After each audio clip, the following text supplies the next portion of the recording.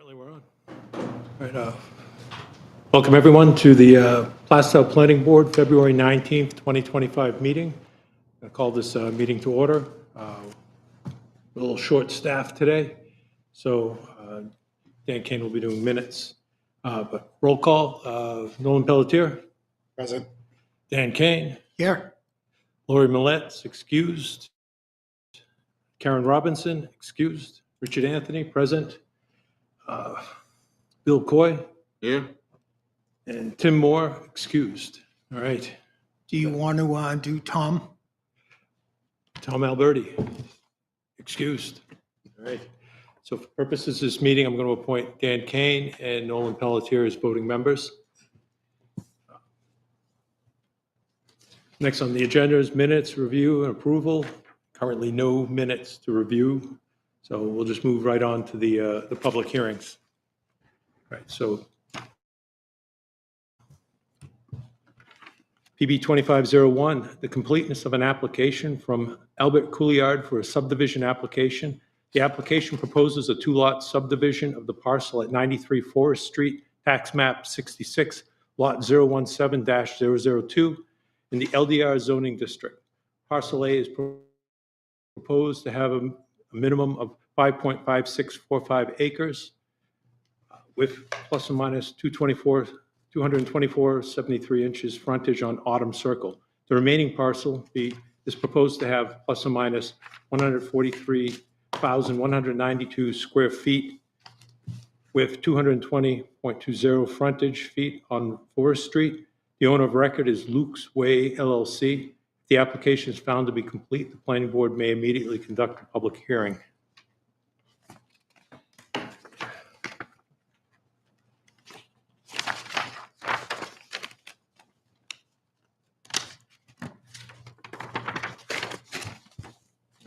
I move to accept the application for a two-lot subdivision of the parcel known as 93 Forest Street as detailed in legal notice for planning board application 25-01 is complete.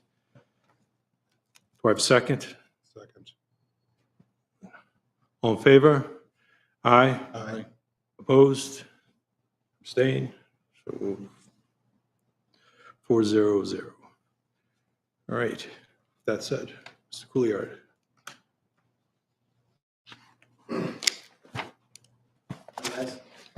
Hello. Evening. My name's Al Couillard, the owner of Luke's Way Realty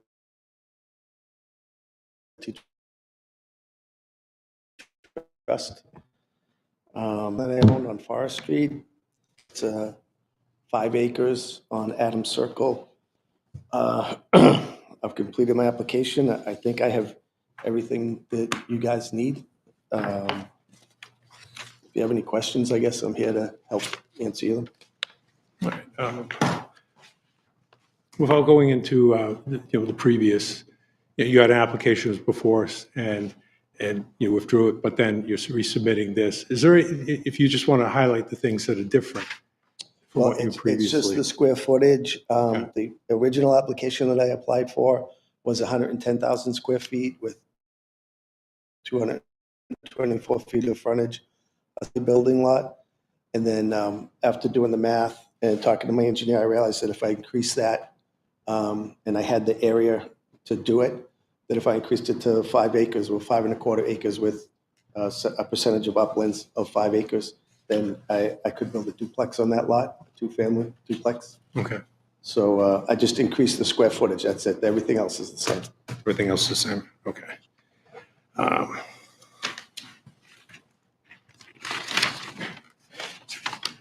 Anyone else on the board have any questions specifically? The only I get to is what's the plan for coming in through Abbott Circle? Obviously, you've got the frontage for that lot. Yeah. There's no intention to use Abbott Circle as a way to get to that other parcel. Okay. Once you sign this, I can't. Yeah. Okay, and the second is, I saw that you had a request for a waiver because you couldn't get access to the well and the septic field information for one of the abutting parcels? Yes, it's actually two of the abutting parcels. Right, I saw the second one too. Yeah. And you're asking us to waive that, which normally I don't see as a big problem. Do we think we've given the abutters enough time to respond? Well, I sent out a certified letter to each of the abutters. Saw that. Yeah, and I put a self-addressed envelope on the back. We got one green receipt returned and the other one wasn't signed for. But what we're asking them for is an approximate location of their septic or well. But we know, no matter where it is on their property, we're way past the 100-foot. They have to be on those two lots. Because that's not shown anywhere on this plan, obviously, right? No. Okay. It's not showing on the plan. Yeah, those are my really simple questions. Yeah, I mean, you know, we surveyed what we could to make sure we're in compliance, and then we just couldn't. We knocked on the door a couple times. I went by on a Saturday. I couldn't get anyone's attention, so I sent out the certified letters. But again, even if we locate those, we know that we're a couple 100 feet past the 100 feet required. Okay. It's not even, not even close. Just to ask, Dan, with respect to access to, what was it again? Yeah. Well, my concern was accessing the so-called remaining parcel through Autumn Circle. Okay. Now, you said that's not an issue, that you don't intend to. Well, once you guys sign this, I can't. I'm not leaving a right of way. There's no right of way on this plan that gives me a 50-foot right of way to access this. No, it's not feasible. Okay. You'd have to access, and then you'd have to go about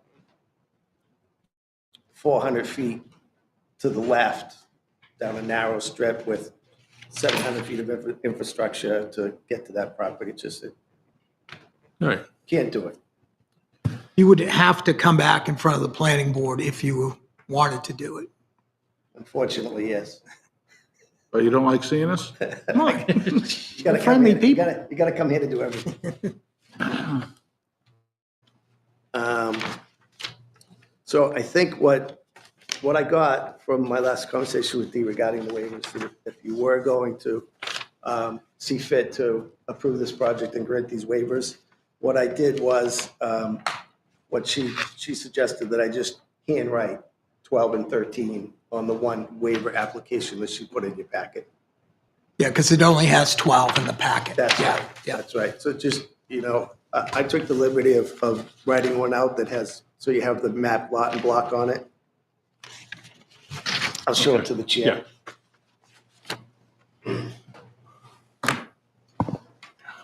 So just handwrite that in and approve that, and that's good. All right.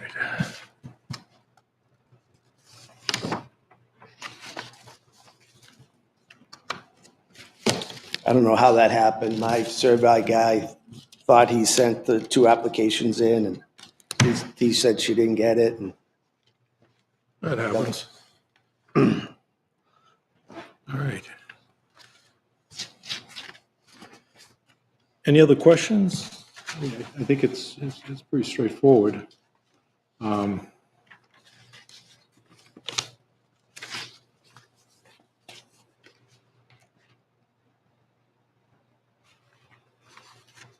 Bill, you have anything?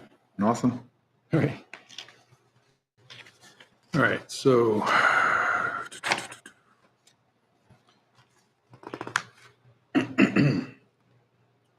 All right, so I'll make the motion, I guess. I move to grant the request to waiver subdivision regulation, Article 5, 235-18.SS, and not required a well and septic locations for parcel 12 and 13, oh, wait a minute. Well, 12 Autumn Circle to be shown on the two subdivision plan. Do we have to, I guess the justification for the waivers, we need to basically indicate it, that we have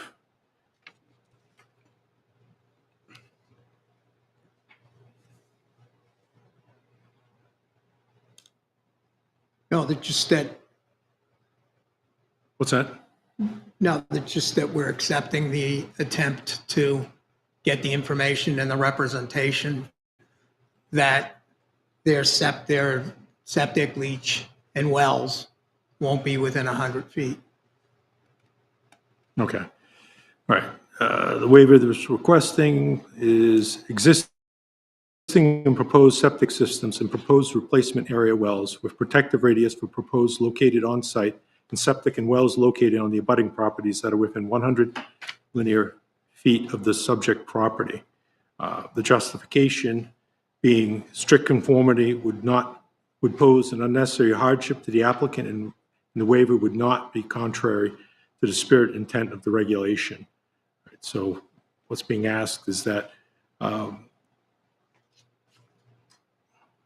parcels 12 and 13, map 59, lot 7, no access to this property has been authorized after the 2 in-person site visits and after sending a certified mail request to access the property for purposes of locating the septic system and well. No record of the well or system is available at the town of Plastow.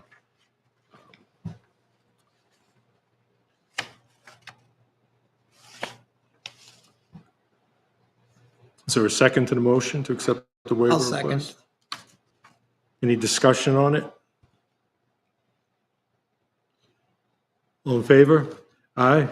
I, Opposed? Abstain? All right.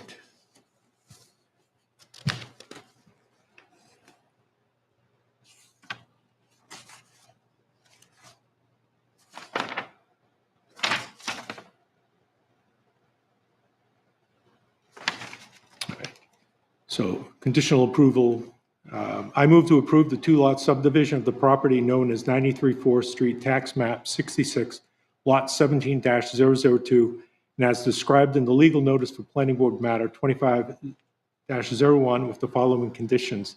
The final plan submitted for recording shall have all professional stamps affixed. All K&A review comments shall be satisfactorily addressed. If there are unresolved issues of either the K&A review or staff checklist review, the public hearing will be reopened at the applicant's expense for the board to review and resolve any outstanding items. Monumentation shall be set in certification by a New Hampshire licensed land surveyor submitted to the planning department. Plans need to be updated to reflect the granted waiver by regulation, citation, and date of approval. Confirmation of location of driveway as approved by the highway supervisor and location added to plan for E9-1-1 purposes. All conditions must be met in recording plans submitted to the planning office within 90 days of the date of conditional approval. I have a second. do we need to do a public comment? Yes. Let me just ask. Is there anyone from the public that would like to speak to this issue? I apologize. For the record, just speak into the microphone, your name and your address. My name is Jim Coombs, 19 Autumn Circle. Okay. I'm a butter to the property. I just haven't seen any sketches where the houses are located, and the driveways. So That's an approximate. Is there anyone else, just while we're waiting, that's for this particular public hearing? Thank you. you have any copies of these? No, just this one. I could give you that one if you need it. Okay, thank you. You're welcome. I just haven't seen anything. Yeah, I understand.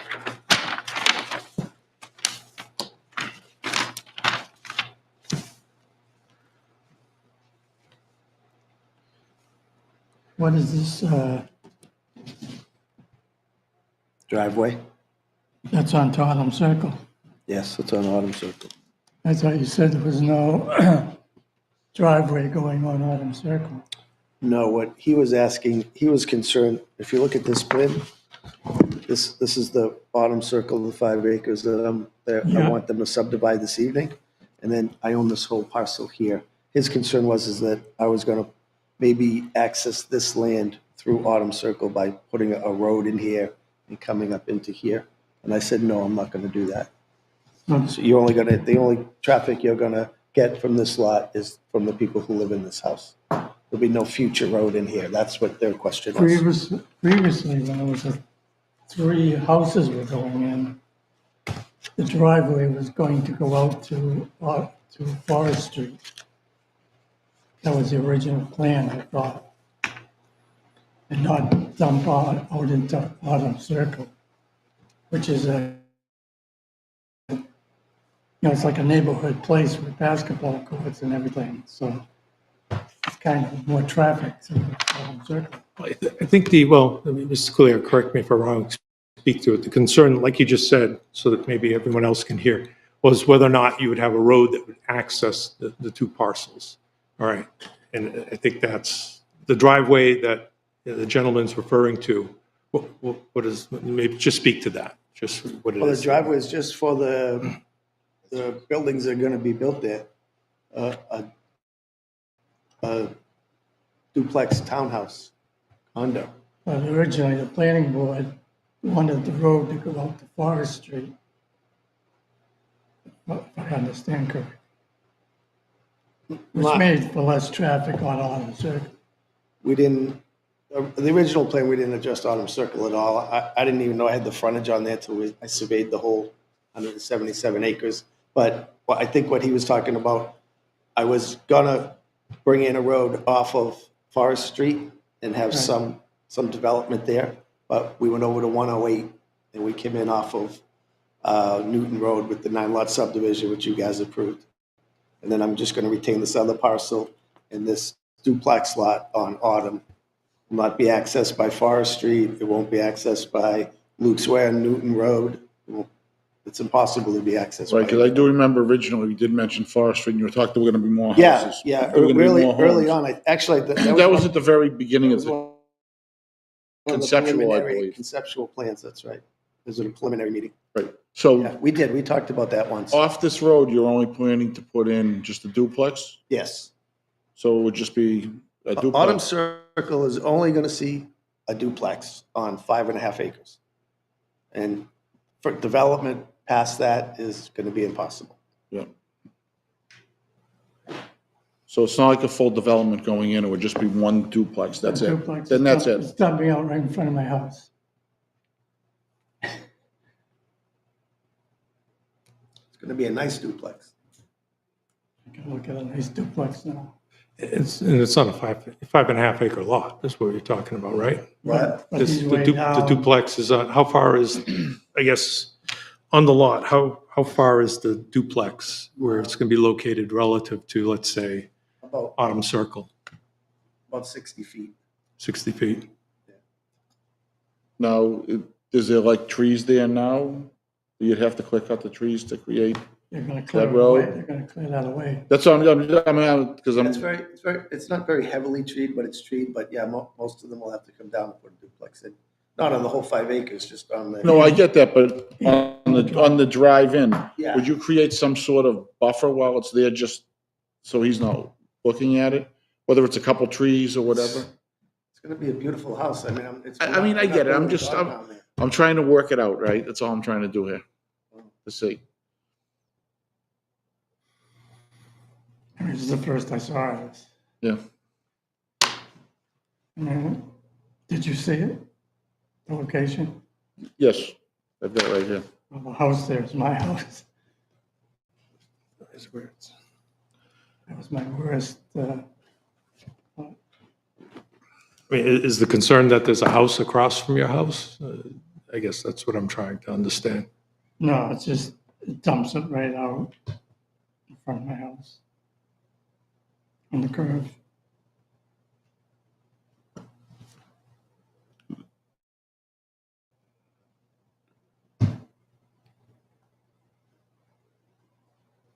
I mean, it's just, again, there's, like you said, there's nothing additional that can go in there. We're just looking at the duplex and that's it. There'll be nothing else. I mean, the land is there. Right. It's, if it's not me, it's somebody else. It's gonna be developed at some point. Right. And this is the best case scenario for Autumn Circle, is having a duplex lot there, because if it didn't work out that I went another way on the other parcel, yeah, there was consideration at one point for Right. entering Autumn Circle for a development that would either go out to Forest or out to the new road on Luke's Way. But another way become available, and I'm probably going to take that way. So I'm definitely going to take that way, which is why I'm giving up this. Like I said, once you guys sign this, the opportunity for that is gone for any, not just me, but any future Right. development. Why is it built there? Why not dump out, if you're gonna dump out into Autumn Circle? Dump out in the middle of the street, you're right on a curve now. Well, it's a driveway. When you say dump out, it's Yeah. a Yeah, I'm driveway. saying, It's, you've two got- cars. you've got 500 feet of land there, frontage on Autumn Circle. Well, Now, you've only got 224 or 25, right? I've got 200 24 feet. 224 feet of frontage. He's dumping out at the very end of the edge of it. The building is, Or coming out. in all likelihood. It's coming out on a circle. Yeah, no, I get it, but it's, Coming out on a curve, which is probably not the safest thing. Where a straightaway would be better. The driveway permit's been already issued. Issued. It's in your package. It's already been signed off by the highway superintendent. yeah, and, I mean, it's one home going back there, right? Granted, it's a duplex, right? I mean, it's not a development going back there. That would be the worst case scenario for you, right? If you had like 10 homes or something like that going in No, there. I'm just saying, there's 224 feet there. The building itself is about 90 feet long. So I have to meet setbacks on each side. Sure. There's reasons for stuff. We don't just do stuff for no reason. All right, anything else? No, that's it. All right, thank you. Is there anyone else from the public that wants to, as it relates to this particular public hearing? Okay. All right, any other questions from the board? No, none for me. All right.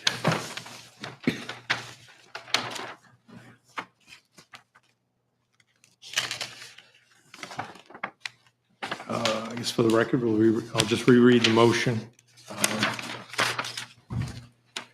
I move to approve the two-lot subdivision of the property known as 93 Forest Street, tax map 66, lot 17-002, and as described in the legal notice for planning board matter 25-01, the following conditions. Final plan submitted for recording shall have all professional stamps affixed. All K&A review comments shall be satisfactorily addressed. If there are unresolved issues of either the K&A review of staff checklist review, the public hearing will be reopened at the applicant's expense for the board to review and resolve any outstanding items. Monumentation shall be set and certification by a New Hampshire licensed land surveyor submitted to the planning department. Plan needs to be updated to reflect the granted waiver by regulation citation and date of approval. Confirmation of location of the driveway as approved by the highway supervisor and location added to the plan for E9-1-1 purposes. All conditions must be met in recording plans submitted to the planning office within 90 days of the date of conditional approval. Do I have a second? I'll second. All in favor? Aye. Aye. Opposed? Abstain? 400. All right, and just for additional notes that I just need to read into the record. Bonding. There are no infrastructure being proposed under this plan that would require bonding. Impact fees. There are no impact fees related to the two-lot subdivision application. There will be impact fees related to the building permit for the new parcel, which will be assessed at the time of those applications to the Department of Building Safety. L-chip fee. An L-chip fees of $25 payable to the Rockingham County Registry of Deeds will be required for the recording of either subdivision plan. All right, thank you very much. Thank you, guys. I appreciate it. Stay warm. All right.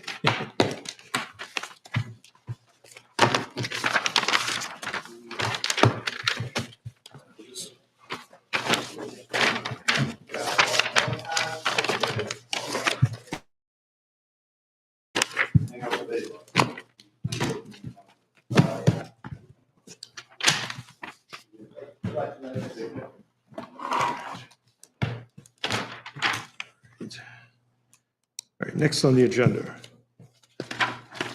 PB 25-02, the completeness of an application from J. Jams LLC for lot line proposes to transfer equal parcels of 27,560 square feet between 238 Main Street, tax map 18, lot 11, in the MDR zoning district, and 244 Main Street, tax map 18, lot 10, located in both the LDR and MDR zoning districts. J. Jams LLC is the owner of record for both parcels. If the application is found to be complete, the planning board may immediately conduct a public hearing.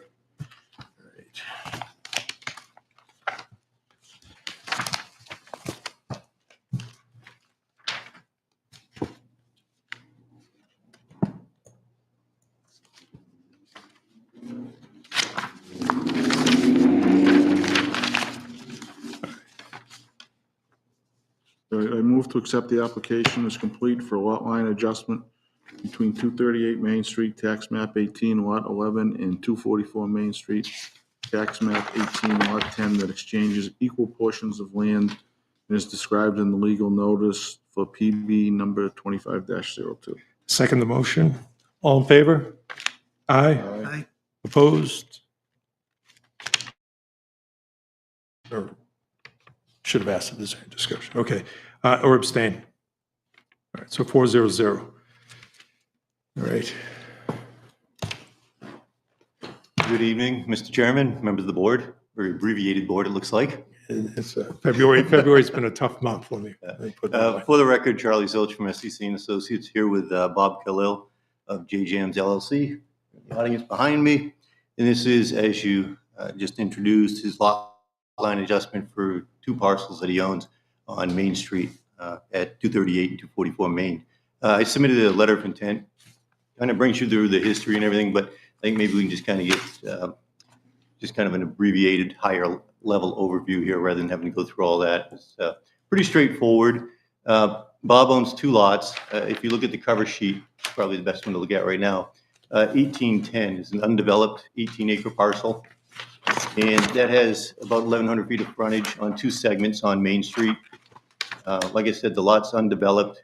It's in two zones. You'll see MDR zone, which comes 500 feet out from Main Street. It runs northerly, and then it hits Kelly Brook. You can see where it kind of runs that little line across the northeast corner of the property. And then everything outside of that is the LDR zone. So that's the larger parcel. The smaller parcel that's involved with it is tax map 18-11. That was it's an L-shaped parcel that was subdivided out back in 1977. At that time, the MDR zone was a commercial zone. So when that lot was created, it was created a year after the lot in the very front, 1812, which has an existing house on it. So when 1811 was created, there was an existing garage on that property. A driveway was granted from DOT on that southerly portion of frontage that it has on Main Street, that 150 feet of frontage, to access the garage, which in turn became several commercial businesses over the year. I don't know if anybody remembers back, but it was an automotive garage, and then it was Jordan's Car Wash for quite some time. And now its most current use is a basement waterproofing business. So it has a building there, and it's served by its own on-site well. It has a fairly large septic system. If you want to take a look at the second sheet that comes along with lot line adjustment, you can see where the location of that building is. Got a fairly large parking lot around it. And like I said, it has access in off of Main Street. And you can see where the septic system is. So Bob owns both of these parcels, and he is interested in selling lot 1811, the smaller lot, the 1.73 acre lot. And if you look at the frontage of Main Street, you see that's all state-owned roadway. And we've done a full existing conditions plan for the backland for the 1810, the 18-acre piece. And Bob's going to retain that. Some of the challenges that you have if you're looking at a large parcel of land is what do you do with it in the future? And if he sold 1811, one of the things that he would lose there is access. As you know, the state of New Hampshire requires a 400-foot sight line for any entrance point, for new access points. And there's only two places where that occurs on this entire frontage between all three of those lots. And that's where the existing driveway is now, that which serves the commercial business. And then there's another section up on the other side of Kelly Brook, which really doesn't do much for the backland because nobody wants to try and cross Kelly Brook. So what we've decided to do here is, obviously the 18 acres, a large enough parcel to be developed. It could be a PRD, it qualifies for that. It could qualify for elderly, it could qualify for just a regular conventional subdivision. We've taken a look at it. We don't have any current plan yet, but we do want to set it up for that potential. And he doesn't want to lose that potential if he sells that commercial lot. So what we've decided to do is just do a simple equal area exchange where you see the two triangles. We're basically going to take the 150-foot frontage that has the existing entrance and add that to the 18-acre piece, and in return, grant back another triangular piece with approximately, it's actually a little bit more than 150 feet of frontage. I think we're giving 170 feet of frontage over on the northerly side of the lot.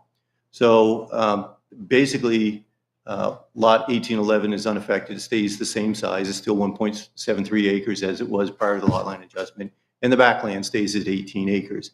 But now the advantage of this is Bob controls the access. And so what we did here is, because you never know what the access is going to look like, because we don't really know what a fully developed plan looks like yet. So we wanted to reserve the right to be able to modify the driveway, modify the easement that we're leaving for benefiting 1811. And I put notes on the plan that allows us to do either or, all with planning board and or DOT approval.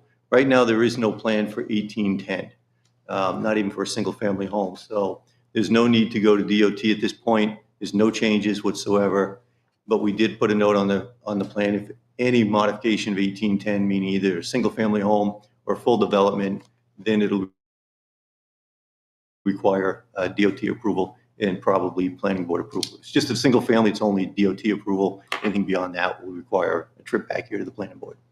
So like I said, pretty straightforward. That's really the intent of it. Excellent, very comprehensive. Any questions from the board? I think it's pretty, Other than it's an easy one? yeah. Is there anyone that wants to speak to this, the public? Just make sure you just speak into the mic, your name. Hi, your I'm address. James Mosier, 3 Carlton Path, tax map 18, lot 5. I am on a butter on the back side of this property. Yes, please, if you could. Property in the back here. I find that these applications are incomplete. The plans submitted are incomplete or are not accurate compared to the deed and lot plan recorded with the Registry of Deeds, which I have copies for you here. Who would like to try to get one? Started here. Oh, all right. That's a correct lot. There's the stamp from the state of New Hampshire.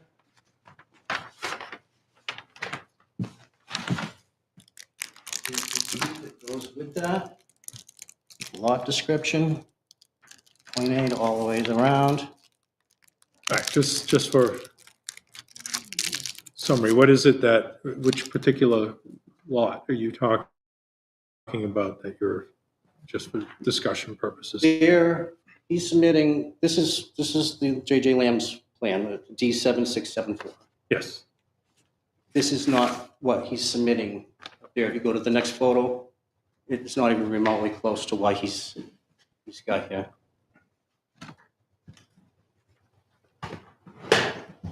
If you were to go down all the way to Linwood Street, or Main Street to Linwood Street, crosses 147 feet across, then up that wall, I think it was 800 feet.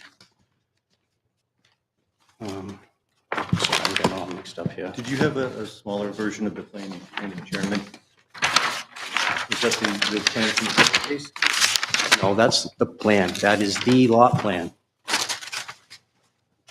That is the only lot plan. Or you go to the registry of deeds. Yeah, there's a recorded plan. That's the record. I just got it today. There's a court case.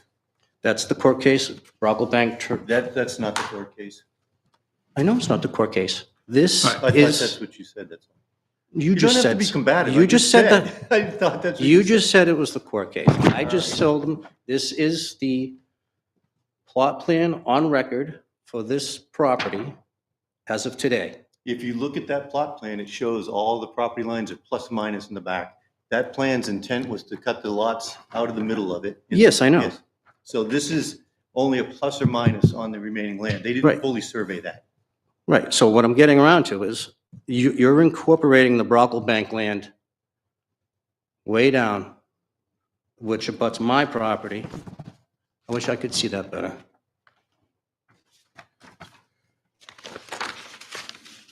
But you said it butts your property.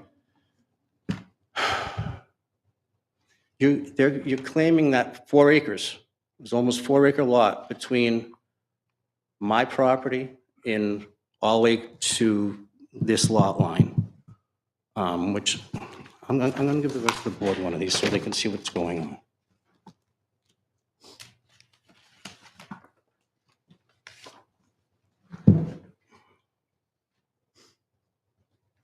Can I just read this? I wrote something down so I Well, wouldn't get yeah, I something. mean, it's, you know, just take your time, just, Okay. you know, read. So, I mean, because I'm still trying to understand what it is that you're saying. I mean, They've submitted the wrong plans. They've added almost 4 acres to that plot plan, which is my property. okay, He's including that on his plot plan. This D674 is the accurate plan, which coincides with his deed.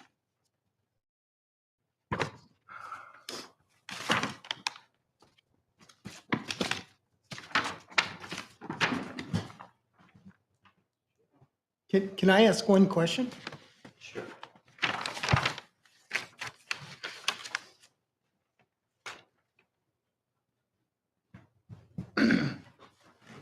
So when I'm looking at this plan, what 4 acres are you talking? It's all where your hand is. Yeah, If you go back to, blurry. I just want to look at the plan we had in front of us. This is the land. This is all that point right here. That's this right here, this is Parkway, right? Yep. Yep. And then you've got this little triangle piece right here. Yep. Gives you that angle. Right here? Yes. Yeah. Yep.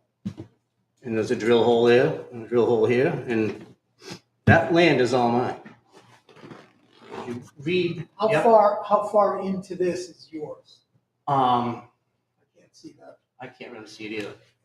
A couple 100 feet. It's on the deed, if you read his deed, with that plan. Is it there? Let me get it for you. You can follow it from Linwood Street, exactly up the stone wall. Oh my God, that's gonna happen.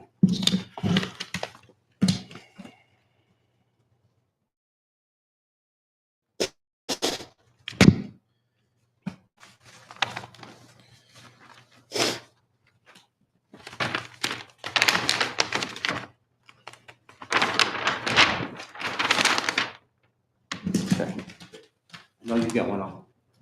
yeah, okay.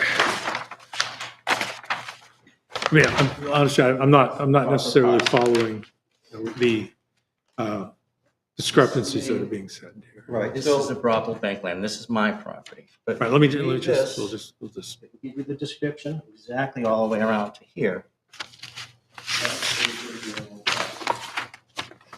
okay. They're claiming beyond with all those measurements and everything. There's no line going across. But if you read the description of this property, this is the property. It states twice, across to the Brocklebank land, and then to the Fowler, and then all the way back up to 121A. Doesn't show anything going up into my property. It's way off. Here's Linwood Street. It says right there, Linwood Street, 855 feet. 147 right here from Linwood Street, Main Street to Linwood, 147. Up this wall, 855, 855. We'll put land an hour formerly. I don't know if I'm looking at the same thing here. Brocklebank, which is my land, that's running along since the land of Richard Brocklebank, again, 680 feet, which is this one. So where's Carlton Way on this? Is it? It's off the end of Linwood Street. It runs up along here, along this wall. Okay, so that's what we're looking. Yeah, all right. Yep. So, Mr. Mosier, I don't think that this board can really make this determination. What I would ask is that you and I make an appointment, you can meet with our surveyor. Where you're seeing a discrepancy, there was a court case, and I have that case number here. I didn't get into that at all, but that changed the That case acreage. is irrelevant to this.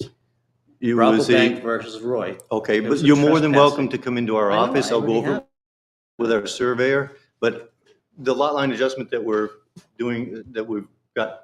I know you're before the asking board for tonight. something out front. Right, so it doesn't really affect what It it is does that you're. affect, so when you go and record it, you're gonna record that entire lot and encumber my property and take my 4 acres, and it's not happening. Well, let this proceed, and then I will promise that I will not record the plan until we've had a chance I'm for gonna you read to look this, at what I it. prepared, and I'm gonna stop talking about everything. Okay, that's fine. J.G. Lambs is applying for the lot line adjustment to abutting properties, map 18, lot 10, lot 18, 11. However, the application is inaccurate, claims ownership of 4 acres that belongs to the Mosier family, as evidence in a plan RCRD Plan D 3859, which is the Southeast Land Trust plan done by the town.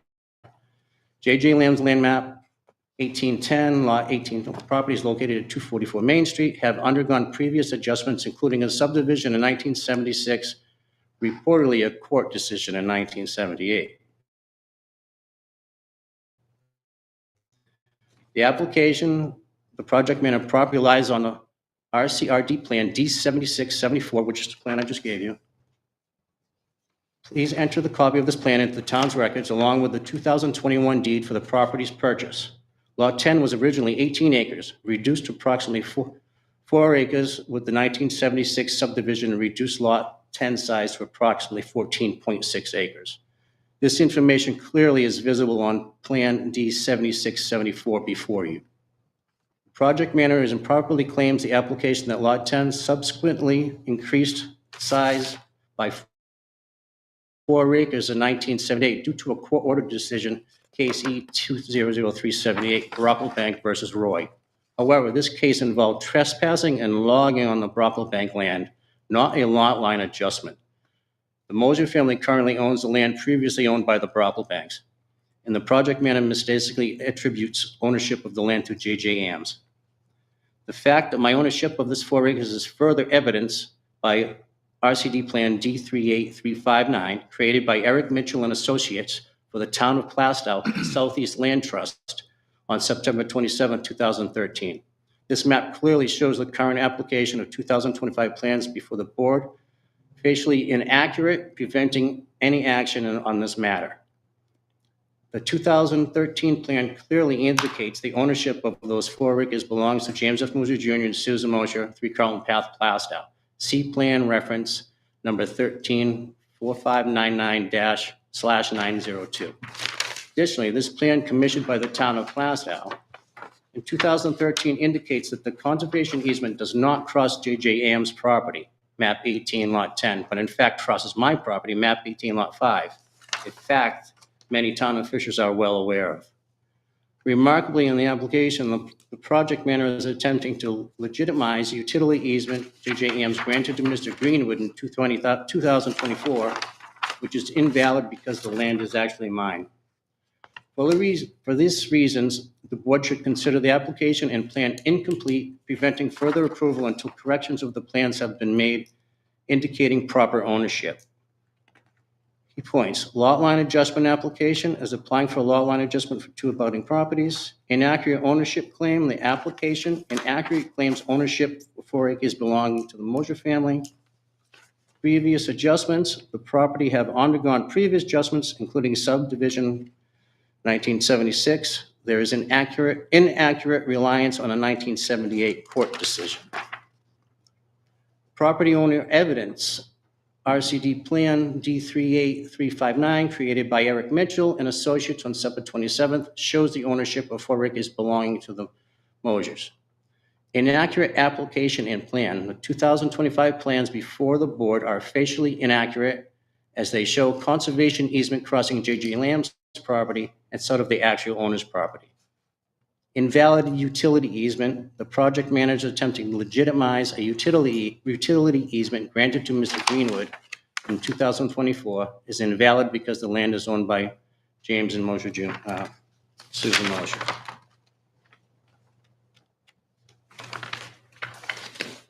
All right.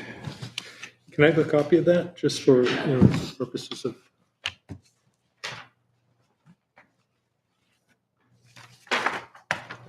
Thank you. Oops. That's my last one.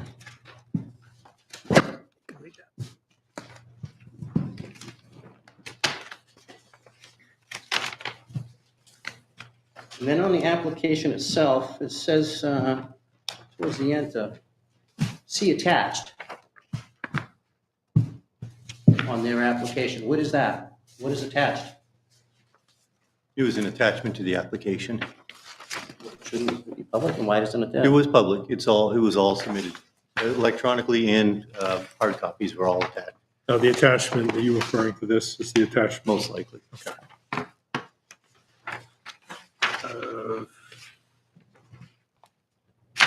Anything else before we ask some questions? I think that's it. I covered the letter. Okay. I mean, we could probably just see and go back and forth, back and forth, back and forth, back and forth. Well, I'd appreciate if Mr. Mosher would stay until we're done here, and then if I could get your number, and I'll get in touch with you, and then we can get together and we can take a look at it. I'd like to have my surveyor take a look at your information, and he can share his information, and hopefully we can resolve it. Well, as of right now, it's way out of whack. Well, just, just for, just see if it'd be agreeable to this. I mean, I don't think, if there's some dispute or something that can be worked out amicably, change of information, would this be something that you would be to continue to, let's say, next available meeting? Let me defer to my client. Yeah, that's, just, I'd prefer,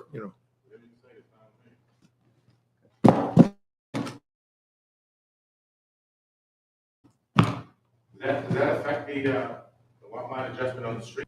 If you can get that approved, then we'll worry about this out, But what the chairman is asking is I'm just saying is what we're talking about today, is this impacting, I mean, what you're alleging, is this impacting what you're asking to be done tonight? Well, ultimately, it's gonna impact me because they're indicating the lands are theirs. They've got the measurements all the ways around. They're gonna just do the whole thing and include my property. Because he's already got it all measured out. And it's not accurate. I just gave you the copy of the deed. If you read the deed in the description, you can't get out of that. Well, I know, but it sounds like you're also saying that there's a lot of intervening activity between, this deed and what we have here. And I guess my Well, question that's is, the fact. You can't dispute that's the deed, that's his plan, that's. I think at this point, if Bob is in a hurry and we can wait, could we come back on the first meeting of the month, Fifth. which would be the 5th? yeah, I would say we'd continue this to the 5th. All right, as a courtesy to Mr. Mosher, Yes. then I would ask that the board continue to the 5th so that I have time to sit down with him and our surveyor and review the information that he has, and we can share our information and hopefully resolve. Let me ask you this. Is that amicable? Let me ask one question. Wait, I'm asking a question. Is that an amicable solution? Or at least a provisional solution. Nothing's happened, you're not voting on it today, you're We're extending it. saying I'd till like we to straighten it out. continue it. Correct. Give you an opportunity to, Okay. maybe clarify some So things. that you guys can figure out, because there's obviously a big disconnect. Yeah, there's a lot. Well, but So remember let the me just go context. one little question here. So the Southeast Land Trust has the easement. Okay? Okay. That little section you're claiming is your property, which is Carlton Path, the little connections. Okay. Which is also the Southeast Land Trust easement. Where's the easement with Kalo if that's his property? Do you want to have this discussion with our surveyor? Because I really don't Well, want to I- waste no, I this need- board's okay, time it's anymore. the I really but don't. It's the facts, and there isn't one. So we're extending you a courtesy right now. Okay. To extend this to the Okay. next meeting. If Okay. you don't want that, then I No, can no, ask the that's- board to I know proceed. it. That's why I It's your, tried not to it's your keep going. choice now, okay? No, let's. All right, All right, so let's move on then. Let's have some order. Can we, Yes, let's are continue. you amenable to it being continued so that maybe perhaps Yeah, if there I- are questions, is a I disconnect, mean, maybe it's let's keep going. That's resolved? why I tried to read my thing and not vary off of it, so. Okay, well, we'll, I gave you the plans, accurate plans, so I would like all those to be officially submitted, however we they'll need be to part do of, that, they'll be or part of the record. out of the record. and- But we're not an arbiter of lot lines, in terms of. Right, but you clearly, if you guys actually sit down and read it, you're But gonna that's- clearly see that it's not, it doesn't coincide what he submitted. We don't have the other deed. We don't know if there's a lot of things that here. And I think all we want is if you guys could sit down and figure, come to some understanding or at least agree to disagree and then come back and talk to us. We can't arbitrate your, And just sit down like gentlemen, right? yeah. Well, yeah, I don't wanna Just nice and easy. All right, scrap State the about it. facts, this and that. The facts, at the end of the day, the facts will be the facts, right? all right, so. The truth will reveal itself. All right, so for purposes of, we're going to continue the meeting to March 5th, this particular public hearing. All right, and there'll be no further, notice. This is the notice for. But everything I gave you will be submitted and recorded. Yes, but like I said, if there are, again, I don't think we're, right now arbitrating between, whose map is what. All right, but if there's something that, a surveyor can discuss something and then maybe it clears it up and then we talk about it. Okay. Doesn't matter that that's from Rockingham and certified and everything. No, that's fine. It's just, I don't know if it's, the particular narrative associated with it is, So that's why I got it certified. So. okay. Yeah, but you got to understand, we can't make a determination as to who owns what. That's not our job, So regardless of certified, you've submitted that as evidence to raise an issue, which we are accepting that to not as necessarily evidence. We're not a court, but we can't tell you whether you own A or B or C. That's not in our jurisdiction. All right. All right. Thank you you. for your time. We appreciate All right. Thank you. it. Thank you. Have a good night. Yeah, good night, good night. Right, Joe.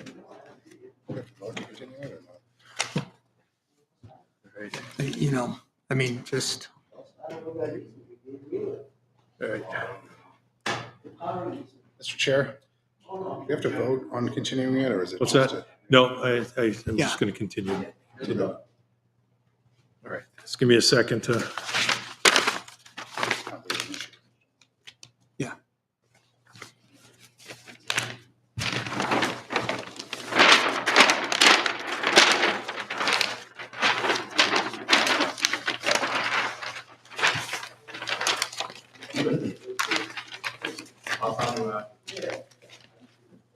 Thank you, folks. all right, Have a good night. thank you.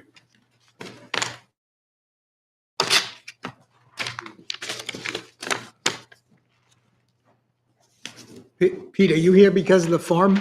Yeah. It's been continued to next week. It. Someone was gonna tell me that. That's okay. See that I have to listen to why. So for purposes of the public, PB 2503, completeness of an application from Daniel Kane, Sweet Hill Farm LLC for a final site plan review of a brew pub.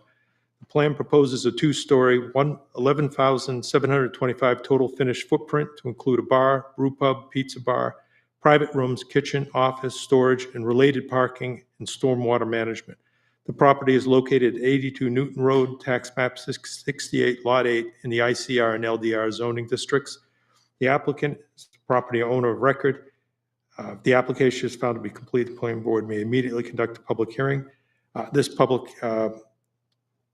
This application has been continued to March 5th. So just that'll constitute, notice, and there'll be no further notice indicated that. So, all right.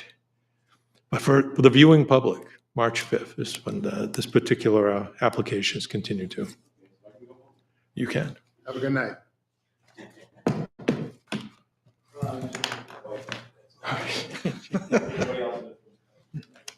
We charge extra for marital counsel, so just want to let you know that. Good night. Good night. Good night, Pete. All right. I think the other one is, that we have here, we have a voluntary lot merger. And I think this is pretty much almost administrative, but I think you need a motion and a vote, even though we have to approve it by law. yeah, I think that's, yeah, I think that's what I we're think gonna that's do. fair to the applicant in case anyone wants to. Right. And if it's just belt and suspenders, then it's just belt and suspenders. Fair enough.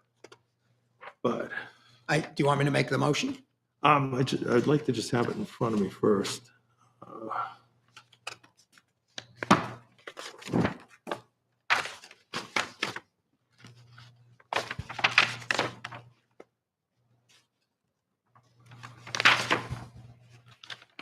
Right. Yeah, Dan, if you want to do that, that'd be, let me just say, I'll read it into the record.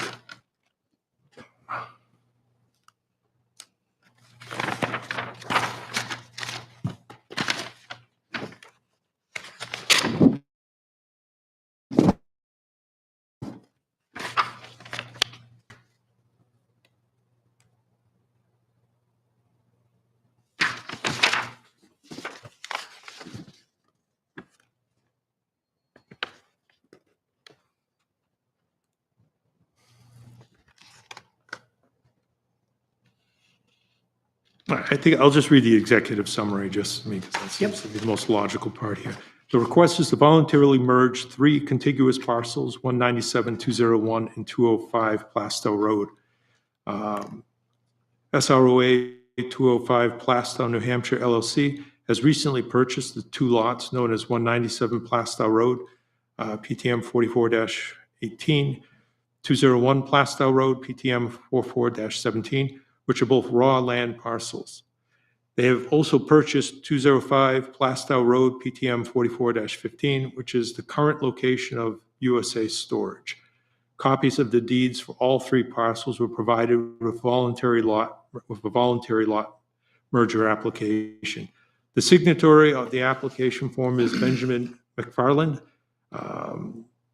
Staff requested confirmation that Mr. McFarland had proper authority to sign on behalf of the LLC, and the limited liability company agreement was provided. All right, so per New Hampshire RSA 674:39-A, a property owner of contiguous pre-existing parcels may apply to the planning board for a voluntary lot merger, which the board shall approve. So with that said, you have a motion that you want to?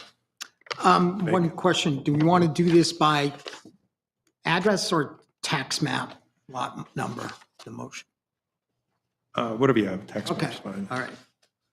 So I move to accept the application for voluntary lot merger of the contiguous parcels located at 197, 201, and 205 Plastow Road, as detailed in the legal notice for planning board application.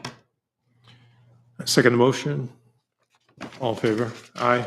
Opposed? Abstained? 400. Right. And I think I actually have to sign something. Place for a signature.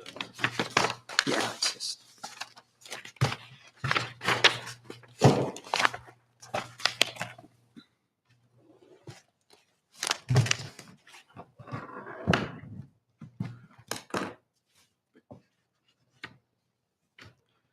Well, there's supposed to be 2 copies of this?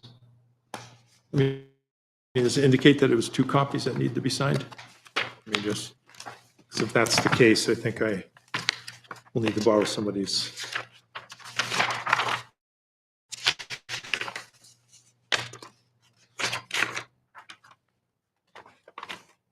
It says page 202 and 303.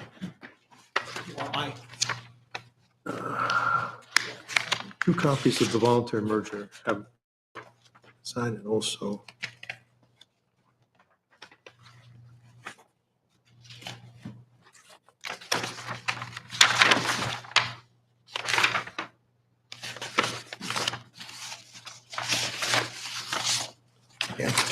No, I don't. There's only one.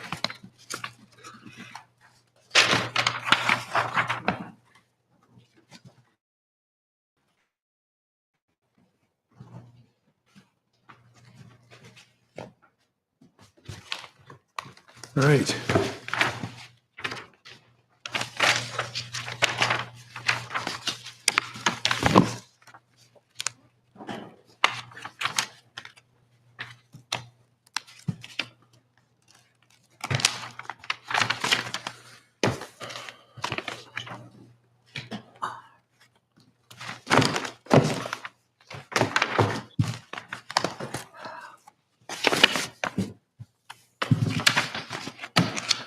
I think that finishes what we have for regular business.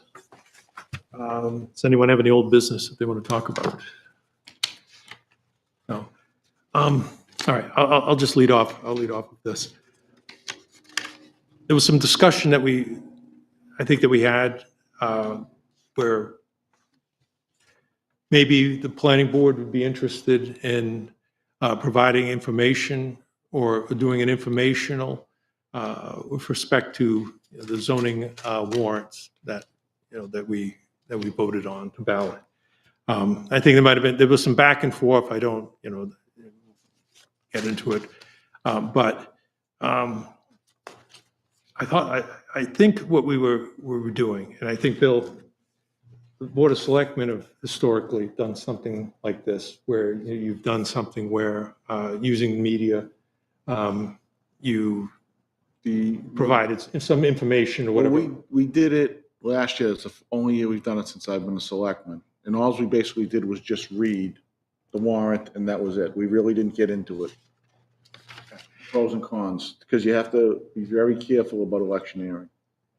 All right, now whether or not it's electioneering or not, but what I'm saying, but you did do an informational, at least for the Board of Selectmen. I think you did it with Jay at the time. I did last year. Like I said, last year is the only year since I've been a selectman that we did it. And I think there's precedent where I think it was Tim, he's not here tonight, but Tim, when he was chairman of the planning board, he did do a similar type informational that the Board of Selectmen did. I think that was from 2019. 2019? Okay. 2019. Yeah, he did a presentation, just him, on the zoning ordinances, went into, just wasn't an advocate for anything, but just a fairly straightforward, how they were developed, why they were developed, and so forth. Okay. I mean, I watched it, like a couple of weeks ago, which was the impetus of me suggesting we do something. And you Right. stayed awake through it? I did. I did. Well, here's my question. Are the Board of Selectmen? Tim looked younger than I do now, so. Are the Board of Selectmen looking to do another type of, No. something similar to that? No. Would you want to? I mean, I'm just saying that, because let's say if we wanted to do something similar, replicating what we did when Tim was chairman, and then what you did last year, what would be stopping us from, I mean, having, like I said, all we did last year basically, we just read what was going to be on the ballot. That's really about all we did. but I think the benefit to that is that it's looped on the public access channel, isn't it? I mean, Yeah, I'm not sure what time. I don't even know how many times it was looped, to be honest with you. I never watched it back. So, I mean, I think, at least from our perspective, we did quite a bit of work and, you know, some of it's opaque. And I think, you know, anything that would, Well, the motivation somewhat is you've got 7 zoning ordinance articles that all we have is a table of contents on them, you know, in terms of what's going to actually appear on the ballot.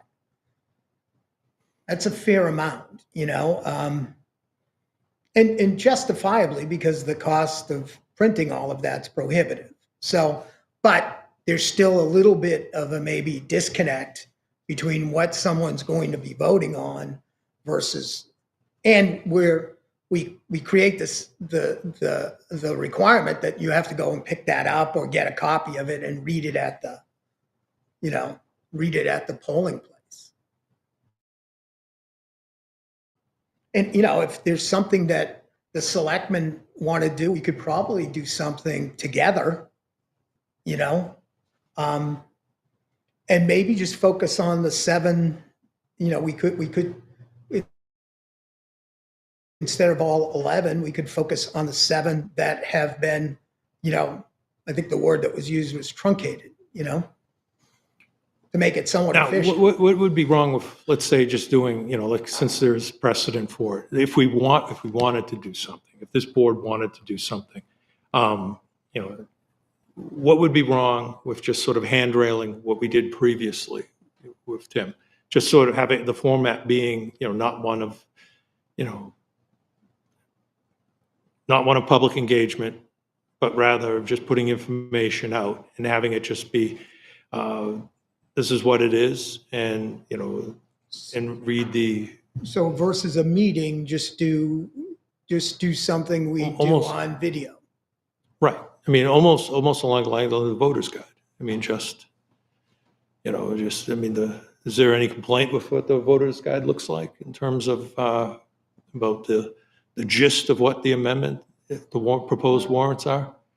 You know, it doesn't, you know, and I guess the concern was, I mean, you know, just, again, there was some back and forth concern whether or not, you know, let's say the subcommittee was going to do it, right? I did talk to Attorney Cleary today, and about, you know, notions of, you know, can the planning board do something like this? And I guess the concern is whether or not the board as a whole is sort of endorsing it. All right, so a majority vote at a quorum of the board, you know, directing somebody or a subcommittee or members of the board to do that type of public outreach. Well, I mean, one of the challenges you have is our rules of procedure allow for the chairman. I mean, it's pretty blunt to direct subcommittees to do, you know, to do things on behalf of the planning board. That's important to note. I mean, again, it's. I mean, and if I mean, that's not what we want, we should change the rules of Right. procedure. You know, if we want everything to come to the planning board, then we should amend our rules of procedures to force it that way. I don't think it needs to be monolithic. I mean, we can have an instance, like if we were to say that we were interested in doing something, then, you know, perhaps it's something that is monumental. I think it's more significant than merely saying that, hey, you know, maybe the subcommittee should, you know, meet, we had, you know, something like that. But we could say that, you know, we could vote and say that we would like to do an informational, all right? Well, and that's really, if Yeah. we want to do an informational, we should take a vote, say, okay, we want to do it, and this is how we want to do it.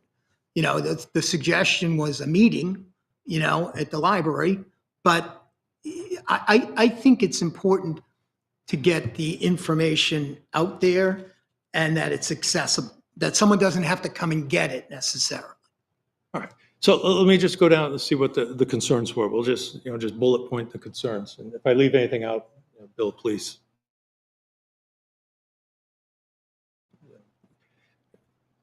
Keep me honest, right? Is that one, you know, is that it appeared to be, you know, it could be construed as electioneering. All right. 2, that, you know, is this a continuation of a public hearing? We've had public hearings with respect to the warrants. We voted on them and posted them. Is it participating in the process of providing substantive text, what's the word for it, the Topical description of topical substance. description, right? And somehow we're participating in something that would be Board of Selectmen / clerk type function, right? Normally, I mean, we could provide topical descriptions, I mean, things that were closest to the questions of The zoning. voters' guides that are Right. published are essentially a topical description. Exactly.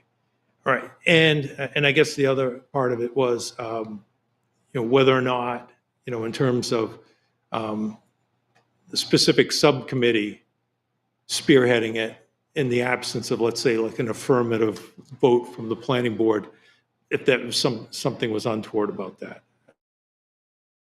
I mean, I'll just, I think those were the concerns. I'll just go with my thoughts on the subject. Is it electioneering? I don't think it's electioneering to provide additional information or further information about what's showing up on the ballot. All right, Plastow has done that before. We're not doing anything different. Is it constitute opening a public hearing? No, I don't think it is, because we're not having public engagement in terms of whether or not, we're advocating for, let's say, a particular view on the amendment. This is what's going on the ballot. The planning board has already voted its endorsement on it, and that's published on the ballot with respect to the warrant in question. And we're just merely providing additional information, which, again, from our legal counsels is beneficial. Are we providing topical descriptions as such and somehow participating in, let's say, what the Board of Selectmen and town clerk are doing? I think that's no. We're just providing. Well, it's already, that game's over. Even if we quote it's already been provided, it's already on the ballot. We're not changing the ballot. Right. And I guess the last one is whether or not, we could have had a subcommittee host a meeting and do this, and whether or not the subcommittee had a warrant or not, Charter. a charter. All right. That question's been put to bed already. We don't need a charter with respect to establish any committee that we want. All right. We can motion it, vote on it, and establish any subcommittee to do what we want. All right. We have right now a zoning ordinance subcommittee and a master plan subcommittee. And I would say that the zoning subcommittee, if it wanted to meet, it could meet.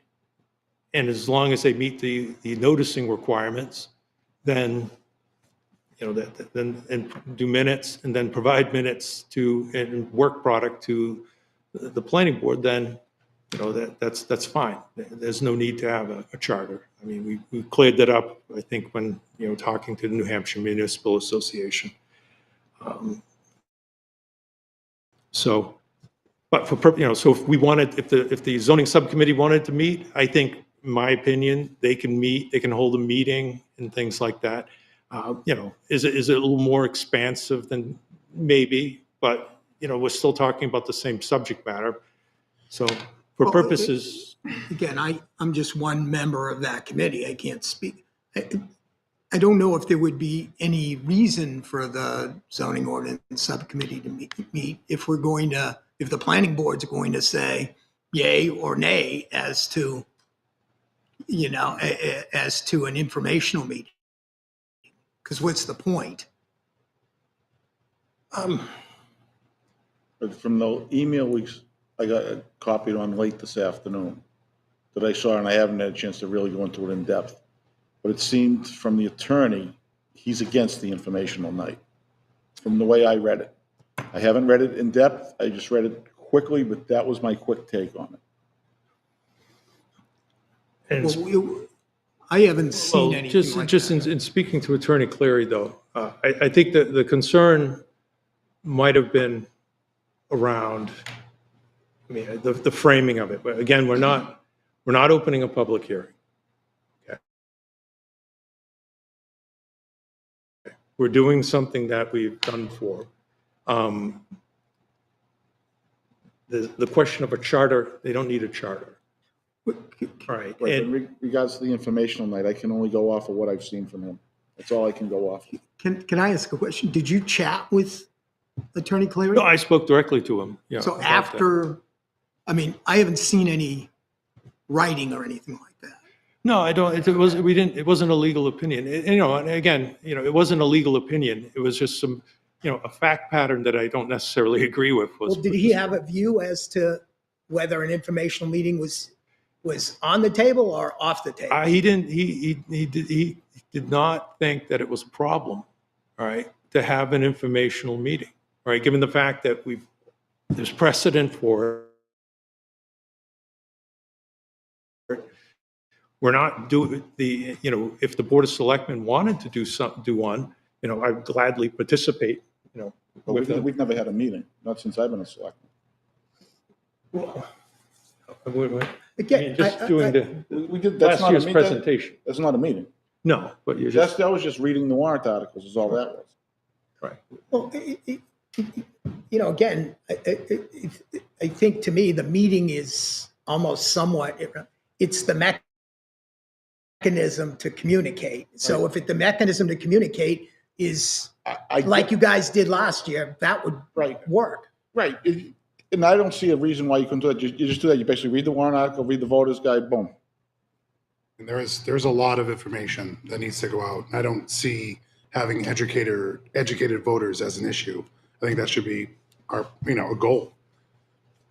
I mean, there's a lot. Well, I mean, let's, I gotta go off of the correspondence I got from the attorney. I And then that's what I gotta do, because he's there to protect the town, and that's what I have to look at. right. Being a selectman, that's how I have to look at things.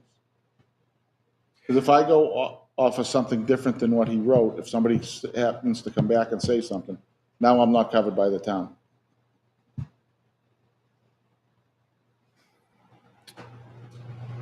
I guess the question is then, the question was whether or not the zoning subcommittee would be able to, let's say, on its own, decide to hold a meeting now, or a meeting, or do a informational presentation. All right. I mean, you don't want to call it a meeting, an informational presentation. I mean, we did that when we had the grant to do the housing study that we had. Part of the grant requirements was that the planning board had to have, not a planning board meeting, but would have to hold a public event in which to talk about what it did. So, I mean, if it's a question of saying it's a meeting, can we, and I don't think that this board, but when this board voted to say that we want to do that, then I think, at least from Attorney Cleary's perspective, that sort of satisfies the requirement that, the board as a whole is voting to have something done. Until I see something different from him than the email I saw this afternoon, I would be a no vote. Until I saw something. No, different. that's fine. That's how I the position I'm And I in, don't, that's what I have and I to just do. want to say, I never sent or asked Attorney Cleary to weigh in on the subject, okay? And again, maybe we address this later after the election to see what a new board looks like, if there's an appetite for it. But, any correspondence that relates to board-related matters, it's, I believe it's in our rules and procedures that it's, the chair is to be consulted, not CC'd, but just consulted. Because I don't personally think this was something that would have needed to involve Attorney Cleary. It could have been cleared up with a phone call, maybe some, collegial type discussion, as opposed to being told that, oh, I decided to contact the planning board's legal counsel. Yeah, I didn't even know anything about it till I got copied on it. Well, I think that's my point, right? And I've had conversations with, numerous people and also the planning board counsel that going forward, anything that's related to a question about this board, that, the chair, at least at a necessary minimum, has to be involved in, not just merely notified that somebody just decided to. In my mind, I don't think the narrative was correct. It left things out. You know, So what do we want to do? well, So right now we have we reserved a room at the library. We can still cancel if the flavor is not to do a meeting. If the flavor is to do some sort of informational presentation, then what's that going to look like? And then how would we do it? Would we do it on, would we do it in the cable studio? I'm sure if they've got time. well, my preference would be, I mean, my preference, I like the model of the warrants being read, or at least the voter's guide being, read. This is what's on the ballot. This is what it is, and maybe an To be honest, if they have time for the cable, right, and if you read the warrant, the voter's guide, that'll probably reach more people than having a night at the library, to be perfectly honest with you. No, and I don't think that's inaccurate at all. It's just, whatever the most effective mechanism is, we should try to use it. That's all I would also want it to be something that, that people are going to want to work. Like, I don't want to say we're going to do the library and then all of a sudden we don't have any media, Right. media or assets. I mean, Right. what's the point?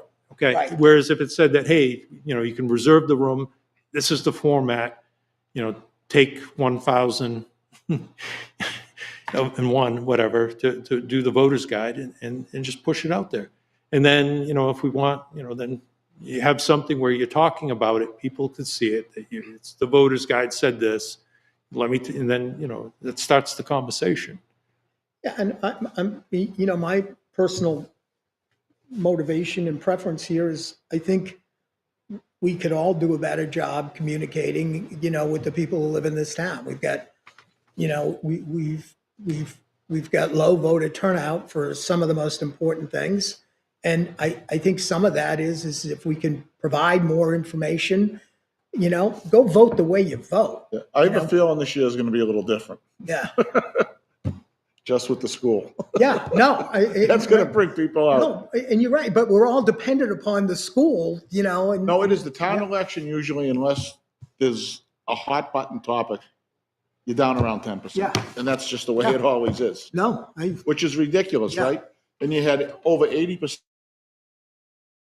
for the presidential.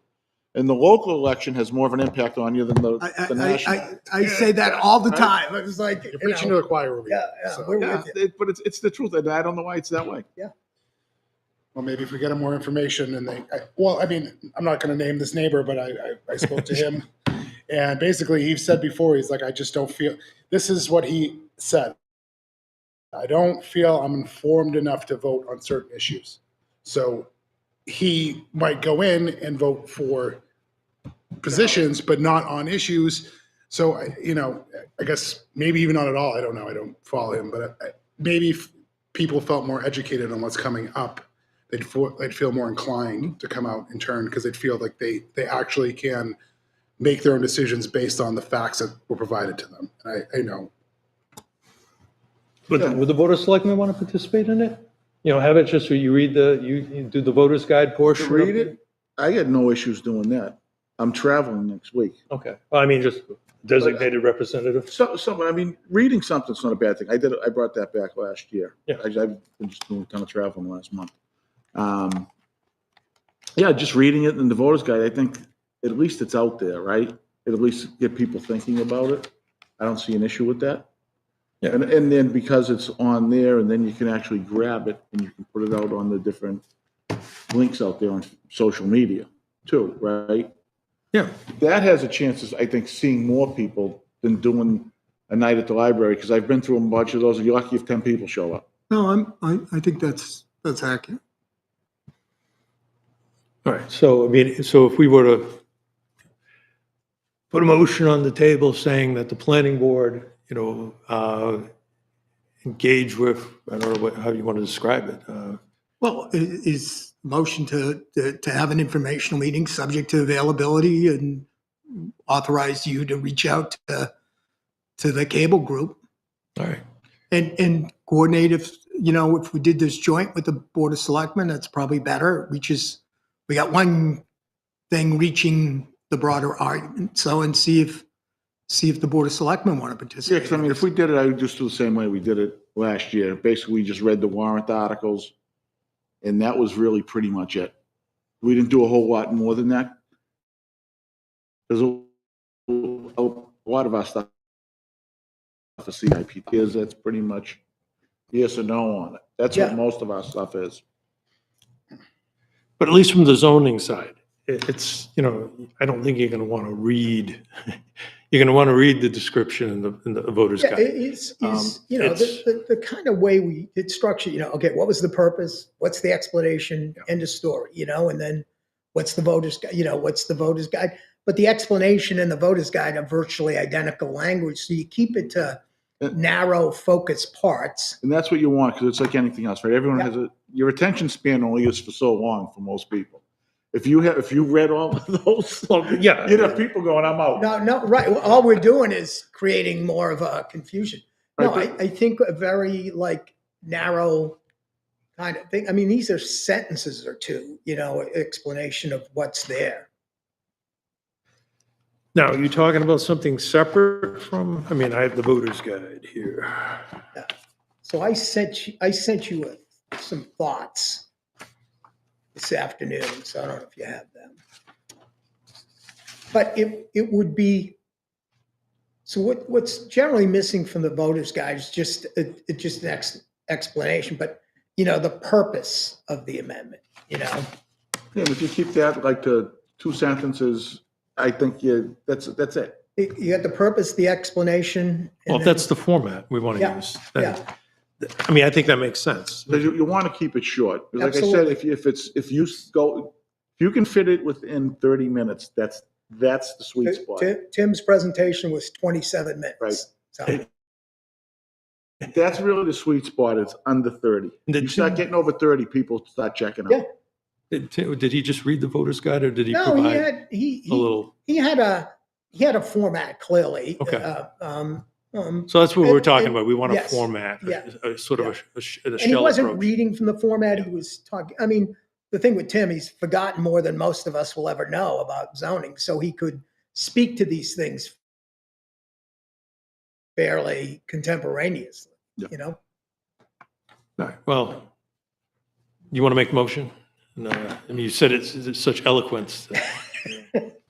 I'll make a motion that we hold an informational meeting with the Board of Selectmen, if they so elect to participate, or just the planning board, and televise it, or seek to have that presentation televised.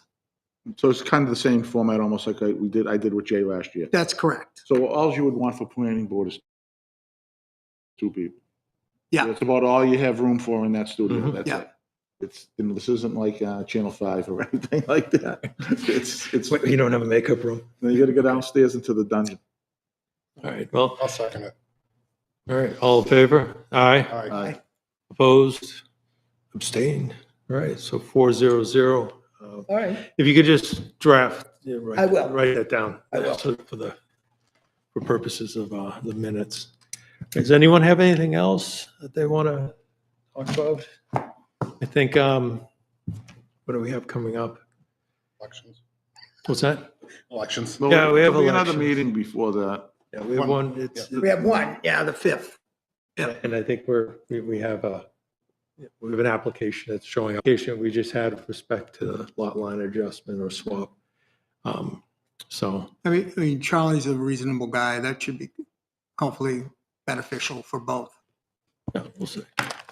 All right, so if there's nothing else, then I'll close this meeting at 8 o'clock. Thank you.